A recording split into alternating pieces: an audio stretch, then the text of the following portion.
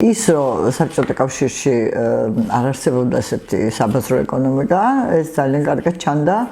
მაგალითად, აი თქვათ სასტუმრო შეიძლება ყოფილიყო ცარიელი, მაგრამ იქ ჩვეულებრივ მოკვდავს, არავინ არ შეუშვებდა.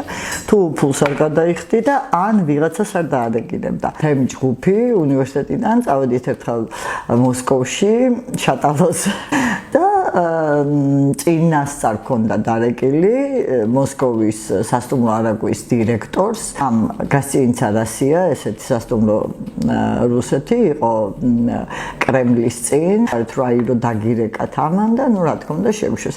მთელი ეს სასტუმრო, რომელიც იყო უზარმაზარი, უბრალოდ იყო თითქმის ცარიელი, მაგრამ ასე სრულიად მიუწვდომელი იყო ლენინგრადში, დღევანდელ პეტერბურგში, როდესაც ვიყავით პრაქტიკებზე, წამოვედით, ასე ვთქვათ, დემონსტრაციულად საერთო-საცხოვრებლიდან, იმიტომ რომ იქ ტარაკნებით სავსე იყო ის საერთო-საცხოვრებელი და გვინდოდა რომ რომელიმე სასტუმროში გავჩერებულიყავით, ფული გქონდა ჩვეულებრივად, დავიარეთ მთელი ლენინგრადის სასტუმროები, მაგრამ რა თქმა უნდა პირდაპირ გვასუხობდნენ რომ არა, ჩვენ არ გქონდა იმის შნო, ასე ვთქვათ, რომ ფული შეგვეთავაზებინა და არც არავის ქონდა დარეკილი მათთან, ამიტომ ბოლოს ვიღაც ქალი ვნახეთ, რომელსაც ვინა მოგვაქირავა. ტიკა იყო ეკონომიკური, ამ სასტუმროს დირექტორს ან რესტორნის დირექტორებსაც იგივე პოლიტიკა ჰქონდათ, საერთოდ არ აინტერესებდათ ხალხი შემოვიდოდა თუ არა იქ. თუ ეს არ იყო,